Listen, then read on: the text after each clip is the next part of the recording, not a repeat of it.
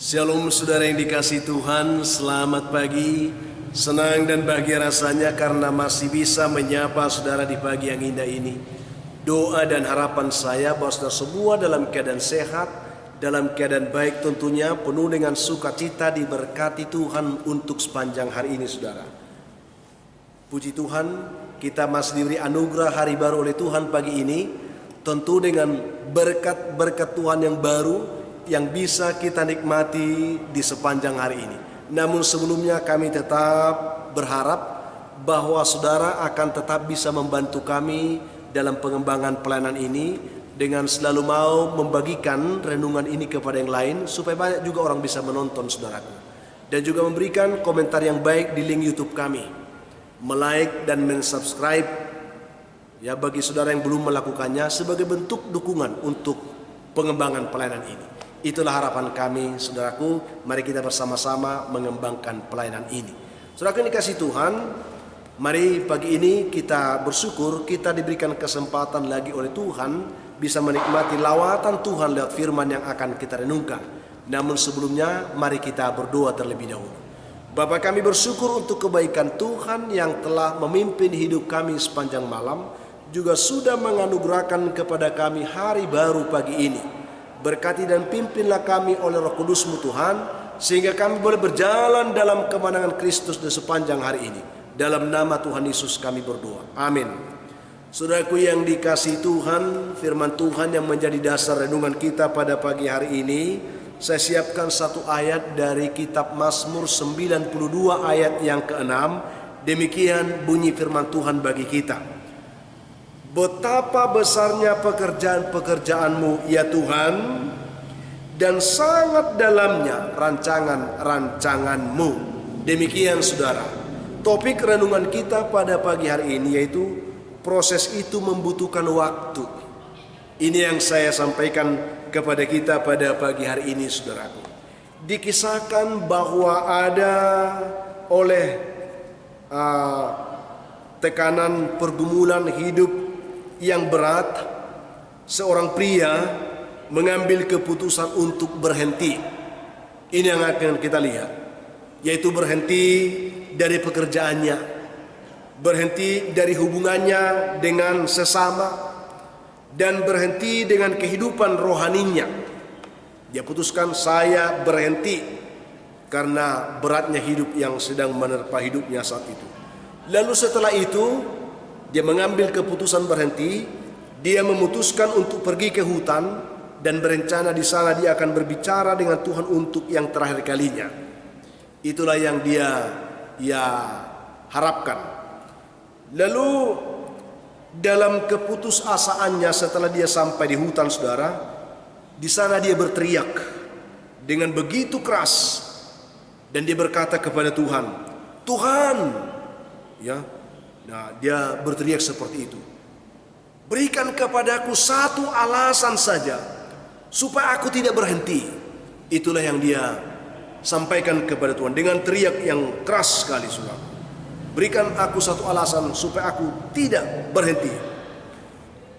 Dia menyampaikan ungkapan itu dengan nada marah dan dengan nada memaksa kepada Tuhan, supaya Tuhan menjawab dia begitu.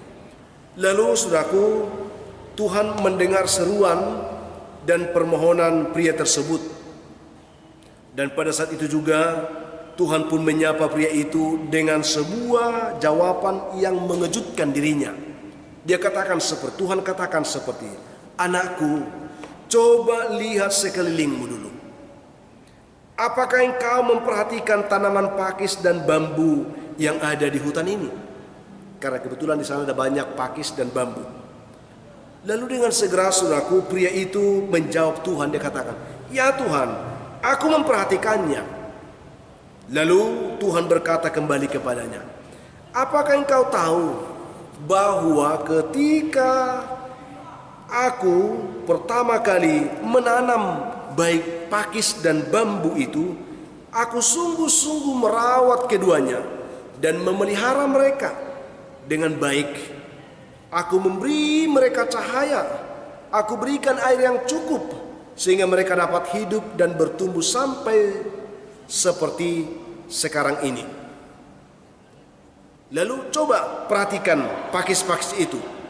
Betapa cepatnya pertumbuhannya, warnanya yang hijau dan menawan menutupi hutan ini semuanya. Sementara bambu itu betapa lambatnya ia berkembang, yang Tuhan katakan. Tetapi yang pasti, aku tidak pernah berhenti merawat mereka semua. Walaupun dia lambat berkembang, aku yang menciptakannya, aku mengasihinya, aku pasti akan merawatnya. Lalu dalam tahun kedua pun, baik pakis maupun bambu itu tetap aku rawat. Pakis itu telah bertumbuh dengan cepat dan lebih banyak lagi seperti yang kita lihat ini. Sementara bambu itu belum menumbuhkan satu tunas pun, belum terjadi apa-apa pada bambu itu. Namun engkau harus tahu, aku tidak pernah menyerah untuk memelihara mereka. Aku tidak pernah menyerah untuk tetap mau merawat mereka. Itu yang dikatakan Tuhan. Dalam tahun ketiga, hal yang sama terjadi. Pakis semakin berkembang, sementara bambu itu belum kelihatan juga perkembangannya. Begitu juga pada tahun yang keempat dan seterusnya. Tetapi pada tahun kelima, tiba-tiba sebuah tunas kecil muncul dari dalam tanah. Kelihatannya begitu kecil dan tidak begitu berarti kelihatannya.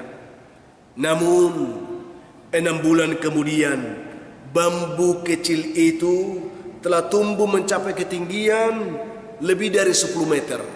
Luar biasa pencapaiannya. Tahukah engkau, dikatakan Tuhan, dibutuhkan waktu 5 tahun untuk menumbuhkan akar-akar bambu tersebut, dia katakan. Dan akar-akar itulah yang membuat bambu itu bisa kokoh berdiri, walaupun dia harus berdiri setinggi 10 meter. Dia berdiri kokoh dan kuat seperti ini. Demikian Tuhan membuka mata rohani pria tersebut, saudaraku. Artinya 5 tahun dibutuhkan menanamkan akar itu, supaya dia bisa menopang pertumbuhan bambu yang tinggi itu. Lalu Tuhan berkata lagi kepadanya, ingat anakku, aku tidak akan pernah memberi tantangan kepada semua ciptaanku, yaitu sesuatu yang tidak bisa mereka hadapi. Aku tidak sekejam itu.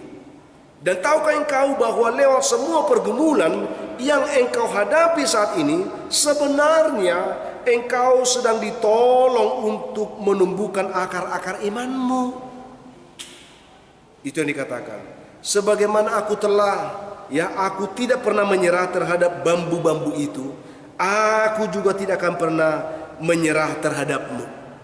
Itu yang dikatakan Tuhan. Hanya jangan pernah membanding-bandingkan dirimu dengan orang lain, karena bambu itu memiliki tujuan yang berbeda bila dibandingkan dengan pakis.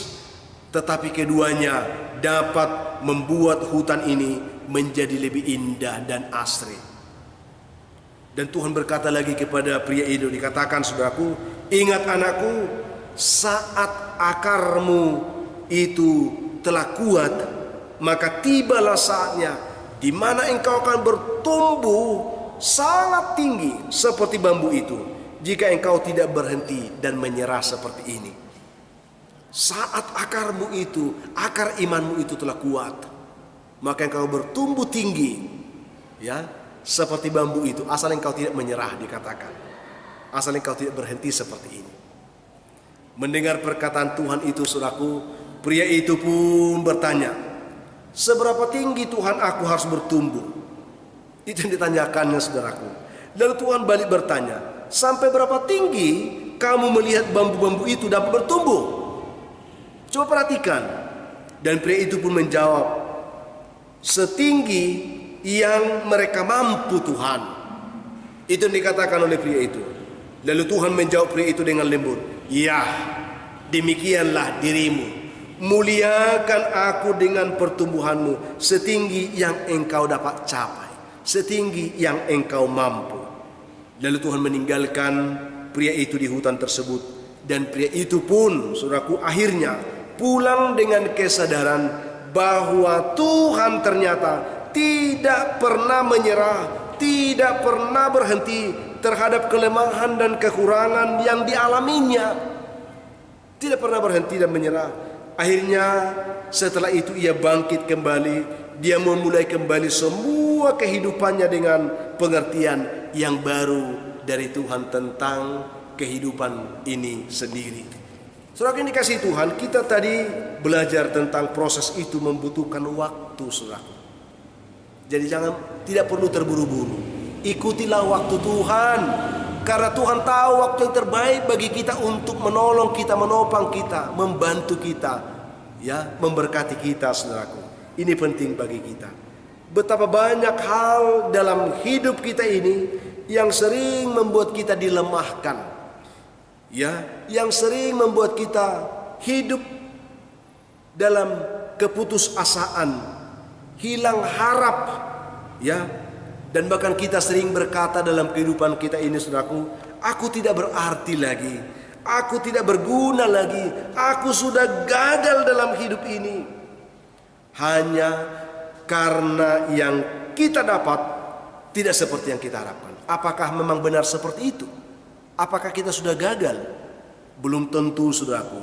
Lewat renungan yang kita terima pada pagi hari ini, saudaraku, mari kita sedang diajar oleh Tuhan untuk melihat hidup tidak hanya dengan mata kita yang terbatas ini. Jangan, saudaraku, tetapi lihatlah hidupmu dalam kehendak Tuhan, dalam rencana dan tujuan Tuhan. Maka kita akan tahu bahwa segala sesuatu itu dirancangkan oleh Tuhan bagi kita dengan maksud yang berbeda-beda tentunya, tetapi untuk menggapai tujuan yang sama. Jangan banding-bandingkan dirimu dengan yang lain. Apapun keadaan hidupmu, apapun keadaan hidup yang lain, kita semua sama-sama diperhatikan, dirawat oleh Tuhan, dipelihara dan diberkati oleh Tuhan. Itu yang perlu kita pahami pagi.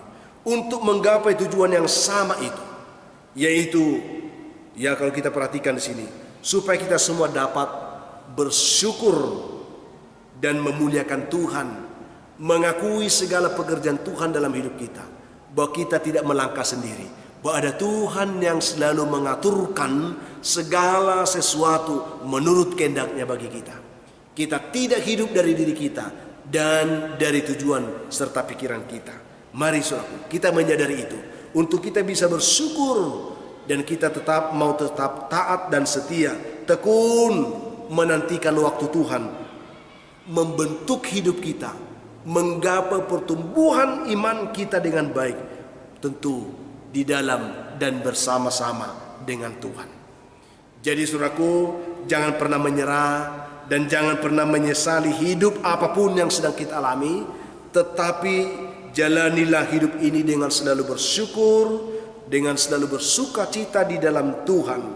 Maka Tuhan akan memenuhkan segala pengharapan kita di dalam Dia, sehingga kita boleh hidup dalam kemenangan dan dalam sukacita menggapai segala tujuan Tuhan yang terindah dalam kehidupan kita di hari ini.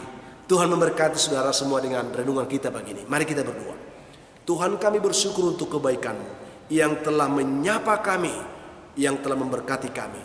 Berkati setiap kami supaya kami tahu bahwa kami dikasihi Tuhan. Apapun yang terjadi, Tuhan mau supaya kami hidup sesuai dengan rencana-Mu. Berkati umat-Mu yang lemah kuatkan, yang putus asa beri harapan, yang berduka dihiburkan, yang berbeban berat diberikan kelegaan oleh Tuhan. Hamba doakan terus yang sedang bergumul karena sakit penyakit, baik di rumah maupun di rumah sakit, terkhusus yang terpapar oleh COVID-19 ini, saudaraku. Tuhan Yesus yang baik, berkatilah mereka semuanya, lawat mereka semuanya, tolong mereka semua, lepaskan, bebaskan dan sembuhkan mereka dalam nama Tuhan Yesus. Hamba juga doakan umat-Mu yang sedang bergumul mencari pekerjaan, Tuhan berkati. Yang mengharapkan jodoh diberkati Tuhan, yang mengharapkan keturunan diberkati Tuhan. Anak-anak kami dalam perguruan pendidikan hari ini, tetap Tuhan berkati, berikan mereka semangat belajar. Ada juga anak-anak-Mu yang bersuka cita hari karena mereka berulang tahun. Berkati mereka, penuhkan sukacita mereka, ajar mereka bersyukur karena itu anugerah Tuhan bagi mereka. Ada banyak umat-Mu pagi ini yang sedang mengalami pergumulan hidup yang berat, terbelenggu oleh persoalan kehidupan yang sulit dan kuasa setan, kuasa gelap. Ketika mereka mendengarkan renungan doa ini, izinkanlah hamba berdoa bagi mereka pagi ini. Tolong mereka Tuhan, ulurkan tangan-Mu, lepaskan, bebaskan dan berkati mereka semua pagi ini. Dalam nama Tuhan Yesus kami berdoa. Amin. Saudara yang dikasihi Tuhan, apapun keadaan hidup yang mungkin saudara hadapi di hari ini, saya hanya mau tetap berpesan kepada saudara, tetaplah semangat saudara. Jadilah kuat dalam Tuhan, bersukacitalah senantiasa dan mengucap syukur atas segala sesuatu. Karena itu pasti dikehendaki Tuhan dari kehidupan saudara di hari ini. Kalau saudara mempunyai beban, pergumulan hidup yang berat dan saudara memang rindu didoakan, hubungi kami saudara, nomor telepon yang tertera di layar saudara itu. Ada layanan doa kami sisipkan. Hubungi kami, kami siap membantu mendukung saudara dalam doa.